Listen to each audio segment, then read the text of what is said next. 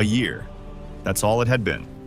Just 1 year since a king and his 300 Spartans bought Greece a few precious days with their lives at the hot gates of Thermopylae. 1 year since Athens burned. 1 year since the great Persian war machine had swallowed city after city, leaving nothing but ash and silence in its wake. Now, in the summer of 479 BC, the dream of a free Greece was hanging by a thread. The Persian king Xerxes was gone. But he left behind something far more dangerous than himself. His most gifted general, a man named Mardonius, with a colossal army and a single order, finished the job. The situation was dire. The Greeks were fractured, desperate, and running out of options. The narrow mountain passes that had favored them before were now behind them. Ahead lay nothing but an open plain, the perfect killing ground for the vaunted Persian cavalry. And yet, the Greeks marched. A coalition of bitter rivals, they chose to abandon their defensive positions. They marched out onto that plain to face an enemy that, by some ancient accounts, outnumbered them 10 to 1. They were no longer content to simply hold the line. This time, it wasn't about survival. It was about vengeance. This is the story of how the Greeks stopped being victims and became butchers. This is the story of the Battle of Plataea. To understand the sheer audacity of what happened at Plataea, you have to feel the desperation of 479 BC. The Greek fleet's victory at Salamis the year before was a miracle, a stunning blow that forced Xerxes himself to retreat back to Asia. But make no mistake, this was a strategic withdrawal, not a defeat. Xerxes didn't run home broken. He left behind his cousin and son-in-law, Mardonius, a man hungry for glory and one of the lead architects of the entire invasion. Mardonius wasn't a placeholder. He commanded a massive, fully intact land army. And he had one simple goal: crush the last embers of Greek resistance. As winter fell, Mardonius pulled his forces back to the fertile plains of Thessaly to rest and resupply. The Persian position was still overwhelmingly strong. They controlled most of northern and central Greece. And here's the part that makes this era so messy. Powerful Greek states like Thebes had actively sided with Persia. This practice was called medazing. These weren't minor players. Theban hoplites, some of the finest soldiers in Greece, were now fighting for Mardonius. For the remaining free Greeks, the alliance was breaking apart. Sparta and its allies had retreated behind the fortified Isthmus of Corinth, basically abandoning Athens to its fate. Mardonius, a far more cunning strategist than he's often given credit for, knew that Greek disunity was his greatest weapon. So he sent Alexander I of Macedon, yes, an ancestor of that Alexander, to the displaced Athenians with a tempting offer. The deal was this: Persia would rebuild Athens, grant the Athenians new territory, and make them an honored ally of the empire. All they had to do was quit the Hellenic League. It was a brilliant move. If Athens accepted, Sparta would be completely isolated. Now think about what the Athenians were facing. Their city was in ruins, their fields were torched, their families were refugees, and their supposed allies in Sparta were hiding behind a wall, doing nothing. To their eternal credit, the Athenians refused. But in private, they sent a very different message to Sparta. And it wasn't polite. The message was essentially this: march north with us now, or we will take that deal, and you will face the Persian war machine alone. The Spartans deliberated for 10 agonizing days. While Sparta debated, Mardonius made his move. He marched south and occupied Athens for a second time, systematically finishing the destruction he'd started the year before. The city was razed, temples torn down. For the Athenians, this was the final straw. Their threat to Sparta was no longer a bluff. Just as the alliance was about to snap, Sparta finally acted. They realized a medazed Athens would mean the end of everything. The Spartans committed the largest army they had ever sent beyond their own borders. The cities of the Peloponnese followed. Their destination, the plains of Boeotia, near a small town called Plataea, where Mardonius and his horde were waiting for them. So who exactly was about to fight whom? On one side stood Mardonius, cousin and son-in-law of the great king Xerxes, a man driven by a burning ambition to become the governor of a conquered Greece. He was confident. maybe overconfident. He commanded what the ancient historian Herodotus claimed was an army of 300,000. Now, modern historians think a figure of 70,000 to 120,000 is more realistic. But even at the lower estimate, this was still a colossal force, far larger than anything the Greeks could muster. The Persian army was a diverse, multi-ethnic machine. Its strength lay in missile troops and cavalry. The typical Persian infantryman wore quilted linen armor, carried a large wicker shield called a spara, a short spear, and a powerful composite bow. Their strategy was to overwhelm the enemy with a storm of arrows before closing in for the kill. They were complemented by elite cavalry, masters of hit-and-run tactics, and backing them up were contingents of Medes, Bactrians, Indians, and, critically, those Greek hoplites from Thebes. On the other side stood Pausanias, regent of Sparta and nephew of the legendary king Leonidas. He was a true Spartan in every sense, disciplined, taciturn, and bred for war. But his challenge wasn't just defeating a numerically superior enemy. It was holding together a fractious coalition of rival city-states, any one of which might break ranks at the worst possible moment. Under his command was the largest Greek army ever assembled. Around 40,000 hoplites and a significant number of light troops. The Spartans formed the elite right wing. 8,000 Athenians held the left. 5,000 Corinthians anchored the center, joined by thousands more from over 24 other cities. And here's something most retellings of this battle get wrong. We've been trained to see these armies as nothing but bronze-clad hoplites in tight phalanx formation. But modern analysis suggests that a large portion of the Greek army may have been light infantry, psiloi, armed with javelins, slings, and bows. This is a critical detail. The Greeks had learned from Thermopylae and the campaigns before it. They knew their biggest vulnerability was being whittled down by Persian archers while their heavy phalanx was still too far away to fight. These light troops were the answer. They could screen the advance, harass the Persians, and give the phalanx the time and space it needed to close the distance. This wasn't going to be another Thermopylae. This was to be a battle of maneuver fought on open ground. And Pausanias had a plan. The Battle of Plataea wasn't a single clash. It was a grueling 11-day chess match. When the Greeks arrived, they didn't charge. That would have been suicide. Mardonius had his fortified camp on the flat northern bank of the Asopos River, perfect terrain for his cavalry. A head-on assault would have seen the Greek phalanx pin-cushioned with arrows and flanked by horsemen before they covered half the distance. Pausanias was too smart for that. He arranged his army along the high ground of the Scythaeron foothills, protecting his flanks from the cavalry and securing access to a vital water source, the Gargantuan Spring. For days, the two armies stared at each other across the plain, each trying to lure the other onto favorable ground. Mardonius decided to force the issue. He sent his elite cavalry, led by a dashing commander named Mecistius, to harass the Greek lines. They galloped up to the Greek positions, launching javelins and arrows, wheeling away before the heavy infantry could respond. They hit the Megarian contingent particularly hard. The Megarian lines began to buckle under the missile fire, and they sent a desperate plea for help. An elite unit of Athenian archers moved to support them, and in the skirmish that followed, an archer shot Mecistius's horse in the side. The Persian commander was thrown to the ground, and the Athenians rushed him. Herodotus tells us his scale armor was so effective that they couldn't find a weak spot, until one soldier drove a blade through his eye slot, killing him. The death of their charismatic cavalry leader was a massive morale boost for the Greeks. They paraded his body along the battle line. But Mardonius didn't flinch. He changed tactics.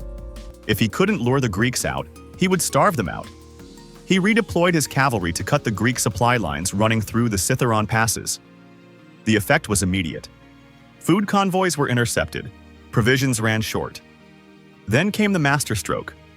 Persian cavalry staged a daring raid and managed to capture and foul the Gargantuan Spring, the Greeks' only reliable source of water. With that, Pausanias was in deep trouble. His army was without food, without water, and under constant harassment. He couldn't stay. He couldn't attack. He had to move.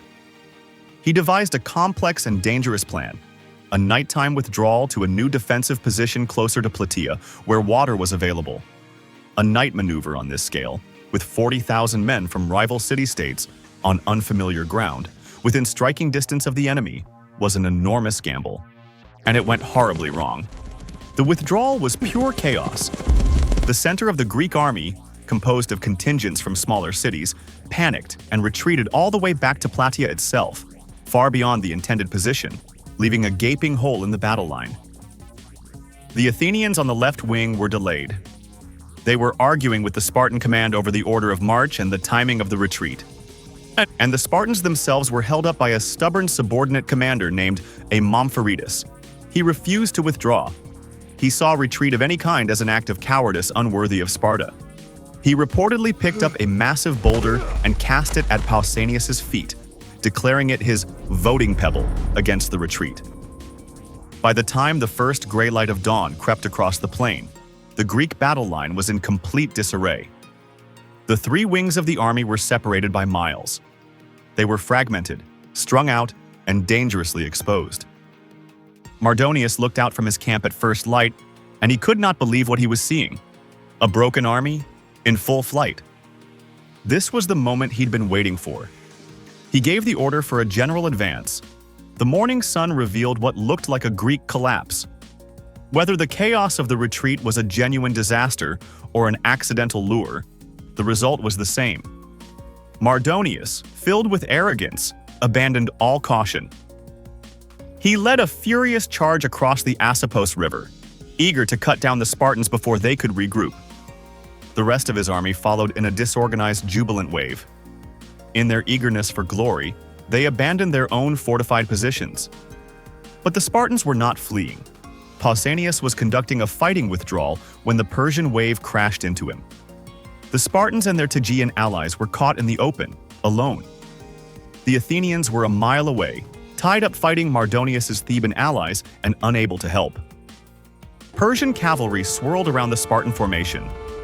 Thousands of archers rushed forward, planted their wicker shields into the ground as a makeshift wall, and unleashed a devastating storm of arrows. The Spartans endured it. Herodotus tells us Pausanias offered a desperate prayer to the goddess Hera, while the arrows fell around him and his men died waiting. The pre-battle sacrifices had not yet shown favorable omens, and Spartan religious law demanded he wait. Then the omens turned. The command was given. The Spartans lowered their spears. They tightened the shield wall until it was a single, unbroken line of bronze. And they charged. What followed was butchery. The Spartan phalanx crashed into the Persian shield wall and shattered it. The wicker shields splintered instantly. In the brutal close-quarters melee that followed, every Greek advantage came into play at once. Their heavy bronze armor deflected blows that would have been lethal to the lighter-armored Persians. Their long spears outreached the shorter Persian weapons by several feet. Herodotus, to his credit, notes that the Persians were not inferior in courage. They fought with extraordinary bravery, but they were hopelessly outmatched in equipment for this kind of fighting. In desperation, Persian soldiers grabbed at the Spartan spears with their bare hands, trying to snap them. At the heart of the slaughter, Mardonius fought like a man possessed. Mounted on a white charger, surrounded by his 1,000 elite bodyguards, he rallied his troops and held the line by sheer force of will. As long as Mardonius lived, his army held. Then a Spartan named Aramnestus ended it. He spotted the general in the chaos. He picked up a heavy stone and he hurled it with everything he had. It struck Mardonius in the head. The general of the great king fell from his horse, dead. The effect was catastrophic. The elite bodyguard fought to the last man around his body. Not one of them survived. But the will of the main army broke. The pursuit became a rout. The rout became a massacre. The Persians fled back toward their fortified camp in blind terror. As the main Persian force shattered, the Athenians overwhelmed their Theban opponents on the other side of the battlefield. The entire Greek army now converged on the Persian camp. The initial assault on the wooden ramparts was repulsed. The Spartans, for all their prowess in open battle, had little experience with siege warfare. It was the Athenians who finally scaled the walls and opened a breach. The Tegeans poured through the gap, followed by the rest of the Greek army. Inside the camp, there was no escape. What followed was a horrific slaughter. Of the massive Persian army, only a fraction survived. A contingent under a general named Artabazus, who had disagreed with the entire attack and held his men back from the start, managed to withdraw in good order and eventually made it back to Asia. For the rest, there was only death. The avenging of Thermopylae was complete. When the killing finally stopped, the scale of the victory was undeniable. Ancient sources claim the Greeks lost only a few hundred men, while tens of thousands of Persians lay dead on the field and in the camp. Those figures are almost certainly skewed, but the outcome itself was crushing and decisive. The threat of Persian domination of mainland Greece was over. Not for a decade, not for a generation, forever. The captured Persian camp was a treasure trove: gold, silver, fine fabrics, lavish furnishings. A tenth of the spoils was dedicated to the god Apollo at Delphi, where the Greeks erected the serpent column, a magnificent bronze trophy inscribed with the names of all 31 allied city-states that fought. Justice came swiftly for the collaborators. The Greeks marched on Thebes and executed the pro-Persian leaders who had sided with Mardonius. And in one of those extraordinary coincidences that ancient historians love to record, on what they claim was the very same day as Plataea, the Greek fleet landed at Mycale on the coast of Ionia. There, they destroyed the remnants of the Persian navy and sparked a new revolt among the Greek cities of Asia Minor. The twin victories of Plataea and Mycale shattered Persian power in the Aegean for good. The half-century that followed is known as the Golden Age of Athens. Drama, philosophy, architecture, the world's first democratic government. None of it was inevitable. All of it was made possible because of what happened on this one day, on this one field. As for the heroes of the day, their fates were mixed. Mardonius lay dead on the plain he had chosen, a man who gambled everything on one decisive battle and lost. Pausanias, the victorious Spartan regent, had a far more tragic end. In the months and years after Plataea, he was hailed as the savior of Greece. But his arrogance grew. He began adopting Persian dress, Persian customs. He was later accused of treasonous dealings with the very empire he had defeated. The charges were never definitively proven. But when the Spartans came for him, he fled to a temple to claim sanctuary. The Spartans, his own people, walled him inside, and they left him to starve to death. An ignominious end for the man who had engineered one of history's greatest victories. But his tarnished legacy cannot diminish what he achieved. The victory at Plataea was the moment the Greeks stopped being the defenders and became the attackers. The moment they stopped surviving and started shaping the future. A year after the glorious sacrifice of the 300, a united Greek army didn't just defend their homes. They delivered a brutal, decisive blow that echoed through eternity. They proved that on the plains of Plataea, they were not just survivors, they were avengers. And in doing so, they didn't just save Greece, they shaped the future of the entire world. If you want more stories like this of impossible odds, ancient warfare, and the moments that changed civilization, subscribe and hit the bell. We spend weeks researching and writing these, and your support is what keeps this channel alive. And let us know in the comments which legendary battle you want to see next. Thanks for watching. We'll see you in the next one.